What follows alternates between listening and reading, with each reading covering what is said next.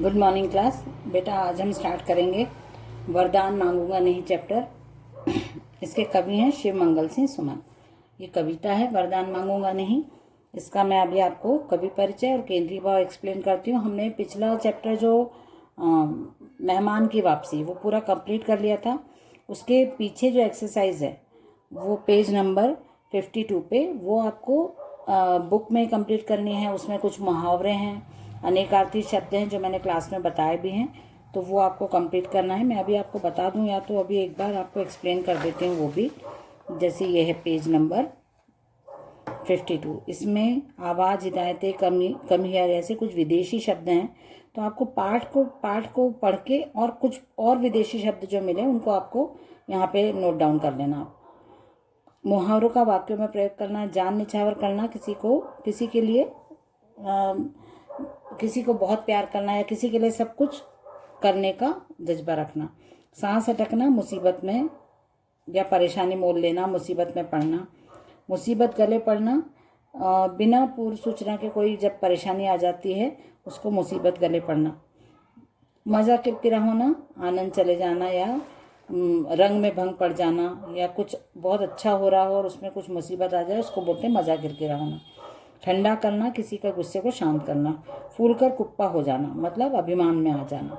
सूना सूना जैसे पुनरुक्त शब्दों का प्रयोग। पुनरुक्त शब्द मतलब एक बार से अधिक प्रयोग होने वाले शब्दों को पुनरुक्त शब्द बोला जाता है। तो सूना सूना ऐसे कुछ वर्ड पाठ में यदि आए हैं तो आपको उनको नोट डाउन करना है। जिससे बार बार शब्द आता है, आप पाठ पढ़ोगे तो उसमें से आपको क्लियर हो जाएगा। अनेकार्थी शब्दों के दो दो अर्थ स्पष्ट करते हुए वाक्य बनाइए। उदाहरण कर, तो कर का दो मीनिंग है यहाँ पे। कर का मतलब होता है काम करना, मतलब क्रिया हो गया, और कर का मतलब होता है हाथ। तो यहाँ पे है अपेक्षा। अपेक्षा एक नाम भी होता है और अपेक्षा मतलब किसी से उम्मीद करना। कल, कल मतलब आने वाला दिन, आने वाला दिवस, और कल मतलब होता है औजार। पद, पद मतलब होता है ओहदा और पद मतलब होता है पैर। उपचार, उपचार मतलब होता है इलाज, चिकित्सा, या उपचार मतलब होता है किसी चीज समस्या का समाधान। उपचार मतलब होता है इलाज, और उपचार मतलब होता है परिणाम। हल, हल मतलब होता है खेती करने का औजार, और हल मतलब होता है समाधान। निम्नलिखित लोकोक्ति का अर्थ स्पष्ट करते हैं, वाक्यों में प्रयोग कीजिए। ऊंची दुकान फीके पकवान मतलब जो बहुत अधिक बताना और रियलिटी में कुछ भी ना होना। काला अक्षर भैंस बराबर अनपढ़। चोर की दाढ़ी में तिनका मतलब गलत काम करना और उसके डर में ही रहना। जिसकी लाठी उसकी भैंस, अपनी ही बात मनवाने के लिए हमेशा अपनी बात पर अडिग रहना। अब हम वरदान मांगूंगा नहीं, मैं आपको शिव मंगल सिंह सुमन के बारे में बताती हूँ। मध्य प्रदेश को साहित्य साधना का केंद्र बनाने वाले हिंदी के ये शिव मंगल सिंह सुमन जो है, उन्होंने मध्य प्रदेश में रह के ही अपनी रचनाएं की हैं। उनका बहुत समय मध्य प्रदेश में व्यतीत हुआ, इसलिए उनको मध्य प्रदेश को साहित्य साधना की जगह बताया है यहाँ पे, कि उन्होंने मध्य प्रदेश को साहित्य साधना के लिए चुना था। उनकी कविता में नव निर्माण के संदेश का स्वर है। सुमन जी को उनके साहित्य योगदान के लिए काशी विश्वविद्यालय ने डीलिट की उपाधि प्रदान की थी। उनकी रचनाएं हिलोल, जीवन के गान, प्रलय सजन, विश्वास बढ़ता ही गया, पर आंखें नहीं थकी, ये उनके काव्य संग्रह हैं। अब केंद्रीय भाव में प्रस्तुत कविता में कवि ने स्वाभिमान पूर्वक जीवन जीने के साथ जीवन संग्राम का सामना करने की प्रेरणा दी है।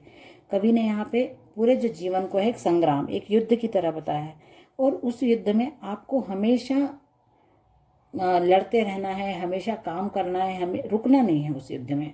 कवि ने कहा है कि आप मानव योनि में आए हो, आप मनुष्य बने हो, और आपको मनुष्य होने के साथ साथ स्वाभिमान भी होना चाहिए। आपको सेल्फ रिस्पेक्ट, आत्म स्वाभिमान मतलब सेल्फ रिस्पेक्ट होना बहुत ज़रूरी है।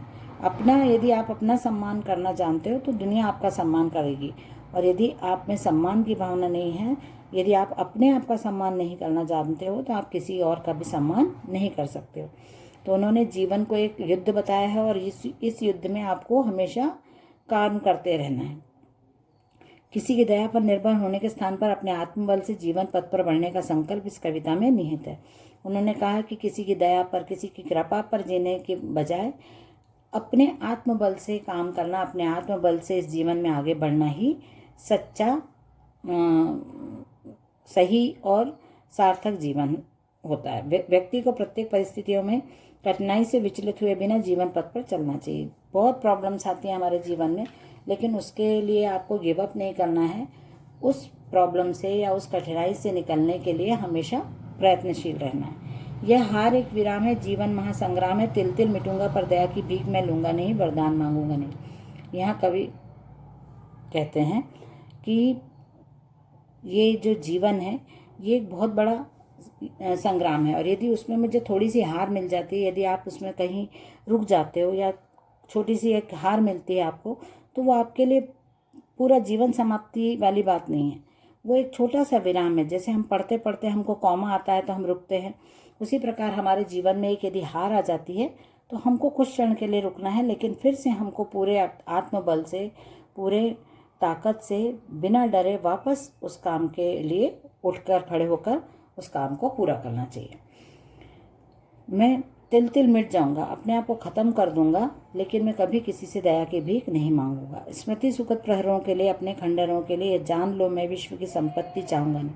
चाहे मैं गरीब हूँ, कैसा भी हूँ, मेरे जो खंडहर हैं उसके लिए, मैं अपने खंडहरों को महल बनाने के लिए मैं किसी से दया की भीख नहीं मांगूंगा, किसी की कृपा का पात्र नहीं बनूंगा कि कोई मुझे दान में कुछ दे दे। मैं प्रयत्न करके ही अपनी संपत्ति, अपना जीवन अर्जित करूंगा। क्या हार में क्या जीत में किंचित नहीं भयभीत में, संघर्ष पथ पर जो मिले यह भी सही वह भी सही, वरदान मांगो नहीं। यदि मैं हार जाता हूँ, जीत जाता हूँ, हर परिस्थिति में एक ही समान रहूँगा, कभी भी डरूंगा नहीं। और जो इस जीवन संघर्ष में जो भी मुझे मिलता जाएगा उसको मैं सही गलत हार जीत सबको मैं अपनाऊंगा और आगे बढ़ता जाऊंगा। लघुता न मेरी छुओ, तुम हो महान बने रहो, अपने हृदय की वेदना में व्यर्थ त्यागूंगा नहीं, वरदान मांगूंगा नहीं। मुझे कितनी भी प्रॉब्लम्स है, मुझे कितना भी दुख है, मैं उनको त्यागूंगा नहीं। अपने दुख को मैं किसी के सामने प्रकट नहीं करूंगा, अपनी तकलीफ को सबके सामने व्यक्त करके और किसी की दया का पात्र नहीं बनना चाहता। यदि मैं कमज़ोर हूँ या छोटा हूँ तो आप मेरी छोटेपन को मत देखो। यदि आप महान हो तो आप महान ही बने रहो, लेकिन आप मुझे छोटा करके और मुझे आप हरा नहीं सकते हो। चाहे हृदय का ताप दो, चाहे मुझे अभिशाप दो, कुछ भी करो कर्तव्य पथ से, किंतु भागूंगा नहीं, वरदान मांगूंगा नहीं।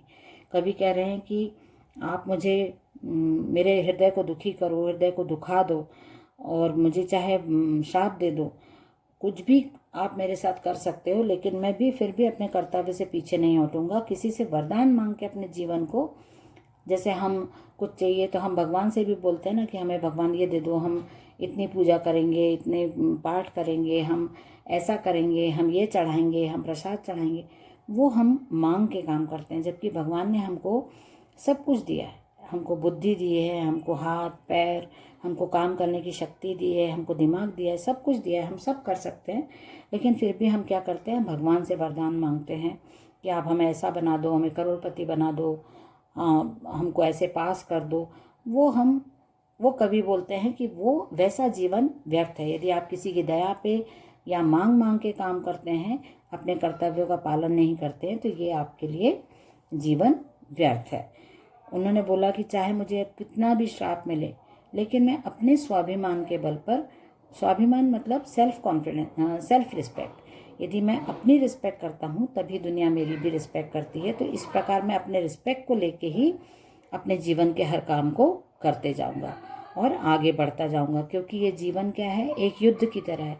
और यदि मैं युद्ध में एक बार गिर जाता हूँ और मैं यदि हार मान लेता हूँ और अपने डर से आगे बढ़ने में नाकाम हो जाता हूँ, निष्फल हो जाता हूँ, तो मेरा जीवन वहीं समाप्त हो जाएगा, मेरे जीवन का कोई मतलब नहीं रह जाएगा। यदि हमको ये मानव योनि मिली है, मानव जन्म मिला है, तो हमको हमारे जो भी कर्तव्य है उनको पूरा करना चाहिए। हमको हमारे कर्तव्य पूरे करने के लिए पूरा जीवन जो मिला है उसमें हमारे जो जो काम हैं, जो हमारी रिस्पॉन्सिबिलिटीज़ हैं, उनको हमको बिना डरे, बिना रुके, एक बार हार गए, एक बार फेल हो गए, कोई बात नहीं, हमको फिर से अपनी गलती को नहीं दोहराने की प्रेरणा लेते हुए आगे फिर बढ़ना चाहिए। जो हम गलती कर रहे हैं उसको हम फिर से नहीं करें, किसी से वरदान नहीं मांगे, दया का पात्र नहीं बने, किसी से भीख ना मांगे, अपने खुद का सम्मान करें, तभी आप दूसरों का भी सम्मान करेंगे और दूसरे भी आपका सम्मान करेंगे। तो ये कविता का पूरा मैंने आपको आशय समझा दिया है, पूरा अर्थ हो गया है, व्याख्या हो गई है। अब हम नेक्स्ट क्लास में इसके क्वेश्चन आंसर और एक्सरसाइज कंप्लीट करेंगे। ओके बेटा, चलिए बाय एवरीवन।